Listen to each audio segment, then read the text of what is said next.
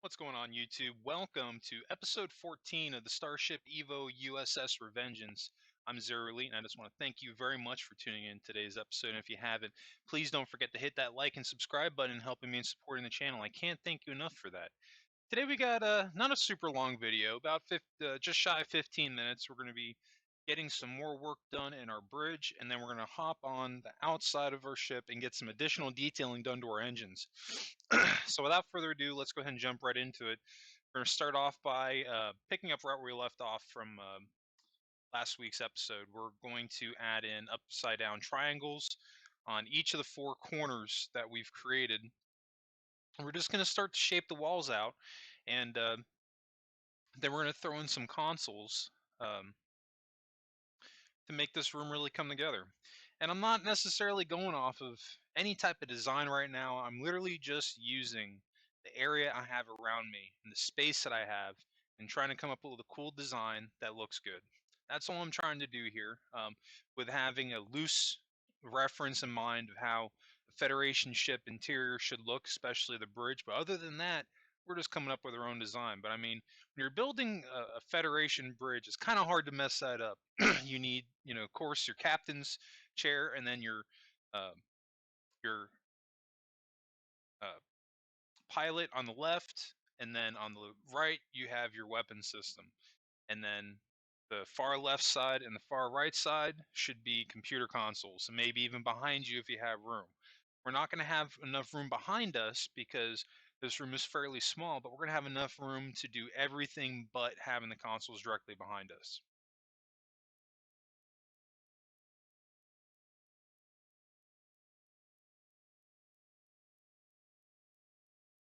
And at one point, I was just kind of messing around, seeing what I could do here, and I was thinking, like, I could use these small thrusters here for lighting, and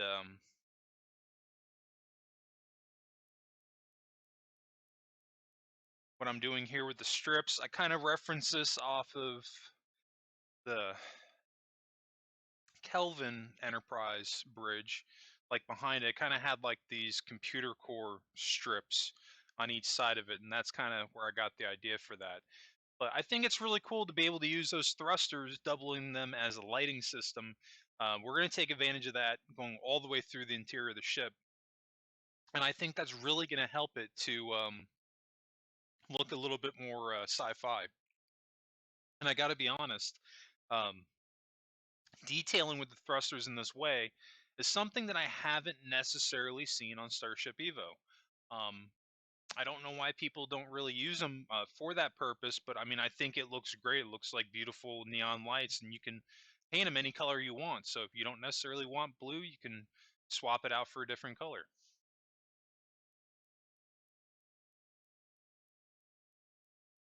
Now, see, that could work. Having like a small neon strip pod in between them. I don't know if we're going to settle on that, because we also have to keep in mind that we're going to have to actually put like a typing console down directly underneath where the screens are. You can see I'm just trying to smoothen out that corner. There's to look a little bit funky. And of course, I've already got my symmetry tool activated, so this way I'm only doing half. Definitely makes things super easy on here. What we could maybe do is build a small lip going off the sides of these screens and add our buttons on top of that. That could work.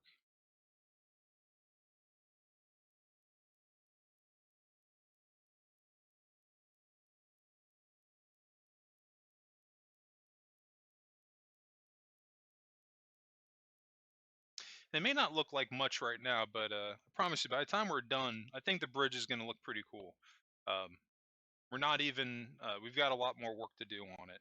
I've got a lot more work to do on the detailing. And I've said this in the past, in the last couple of episodes, as we go forward, you're going to see less and less of me working on the outside of the ship. At this point, every time we go to the outside is going to be to make a minor detail change. But other than that, we're pretty much going to be focusing on getting this interior done.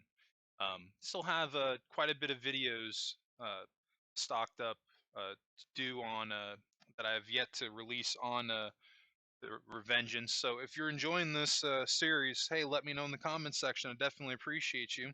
And Like I said, there's a lot more content to come regarding the Revengeance, because I think this was a really cool build. You know, this was as far as the interiors go, I think this is my most detailed build I've done to date on Starship Evo. It's also the biggest one, and I'm really looking forward to when I get into the next build. I haven't had that many people commenting lately as far as stuff they want to see. Maybe they're just, maybe you're just kind of waiting to see what I do, but I always take that in consideration as far as what the community wants. So if there's any builds that you would like to see me do, drop a comment below.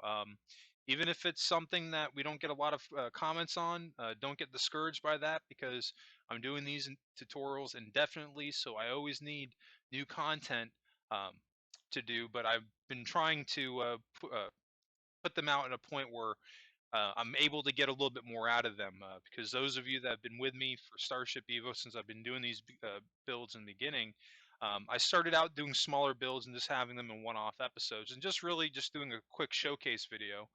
And I had some interest in doing tutorials, so this was really an experiment, a combination of doing a tutorial on Starship Evo and then doing a completely new build and seeing if people would be into it.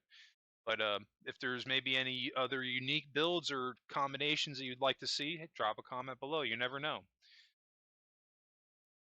So, all right.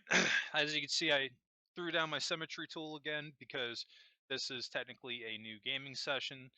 Um, but we're just going to get a little bit more detail on the engines here. We're going to be going off of mostly what we did in the last couple of episodes. Um, we're going to do like 4 square strips going along the inner side, and then we're going to have kind of like pinstriping going behind it, or I don't know what you would say to describe it. I think that's what it would be like, layers of pinstriping, and it's really going to give the ship a little bit more detail, especially on the engines. But we're not looking to put a super ton of detail into the ship, because at the end of the day, it's supposed to be a covert stealth battleship. So you're not going to see any registration marks on this thing. It's going to be, completely low key. But at the same time, still want to make it look badass as much as I can. So I'm just checking my work on the outside of the engine with those pinstripes. I was checking to see what I did there, and I have a 1 block gap between my 2 squares and what I'm going to be doing with the pinstripes. And I'm just going to start this off. I think we're going to end up doing about 5 rows, maybe 5 or 6.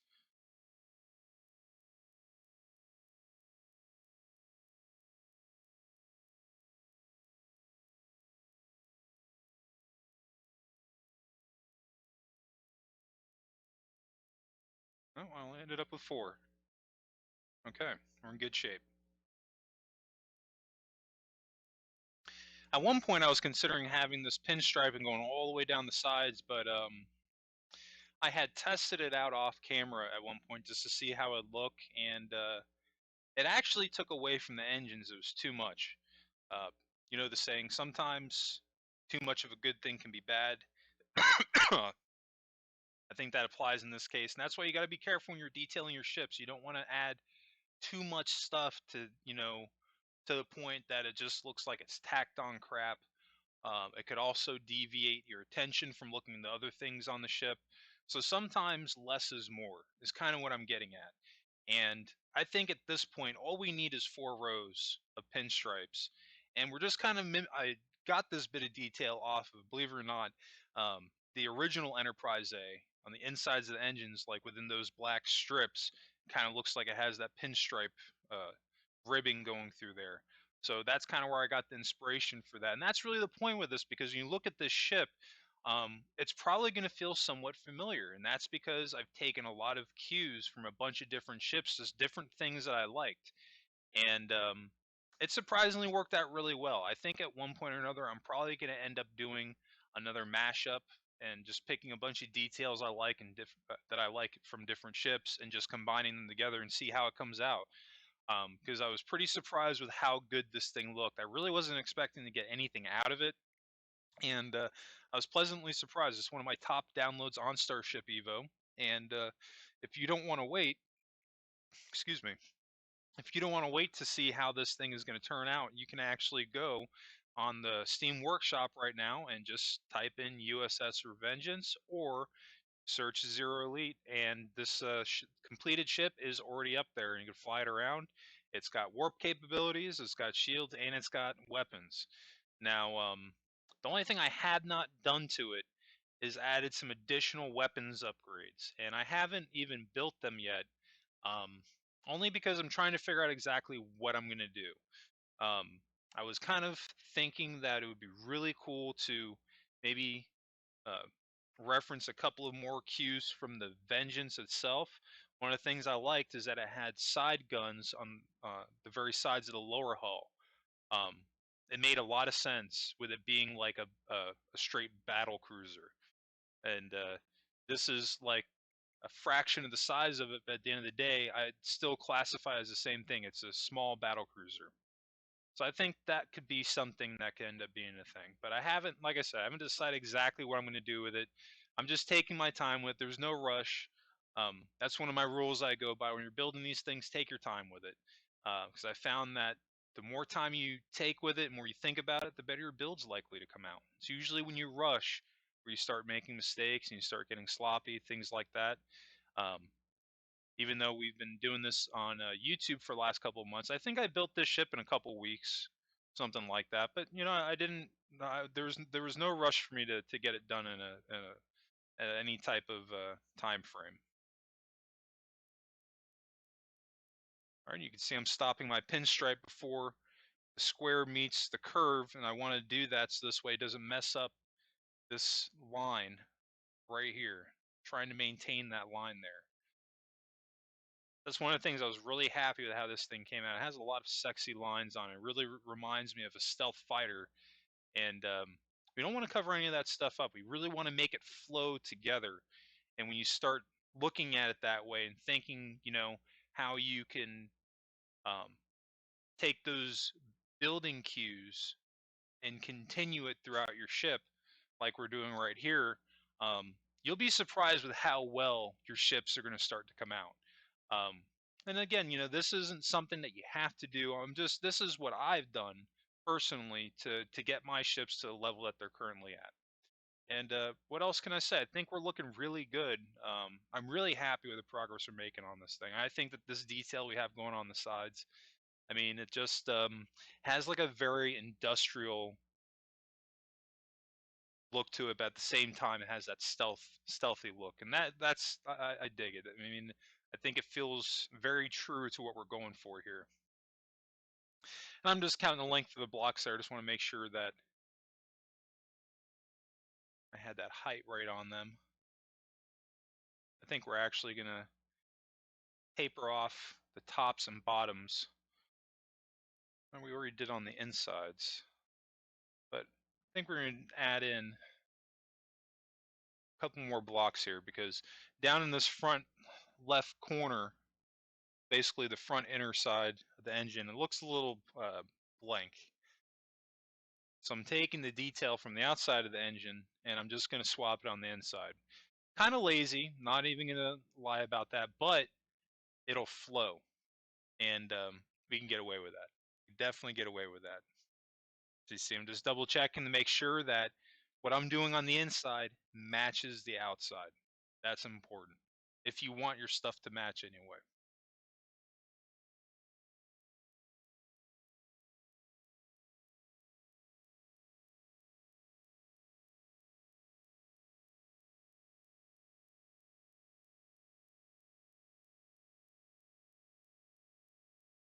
Now we're doing a 2 high strip and we're just extending it out as much as we can. And then we're going to corner off the top and bottom to smoothen it out a little bit with this slanted slab.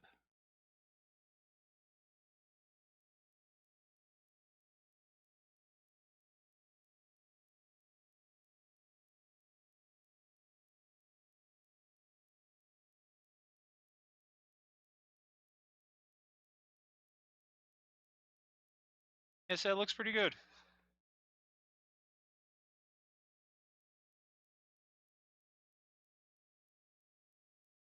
All things considered, I love the progress I've made on this. And I mean, especially when you look at it in comparison to my NX-01, I mean, that thing looks like a Lego ship. And now, I mean, it's sitting right next to a real one, or close to it. But I mean, I think this thing's coming out awesome. But anyway, like I said, not a super long video, kind of keeping it short and sweet today. But I just want to thank everybody again for tuning in today's episode. And if you did enjoy this content, if you can help me out, hit that like and subscribe button. I'd really appreciate it. Also, new subscribers, don't forget to hit notifications on so you always get notified when those new videos drop. And speaking of new videos, you can always catch my new Starship Evo builds dropping on Mondays, and my Minecraft videos dropping Tuesdays through Fridays. And those videos drop at 7 p.m. Eastern. Anyway, that's going to wrap it up for me. I just want to thank you all again for tuning in today's episode. I hope everybody has a happy and safe week, and I'll catch you on the next episode.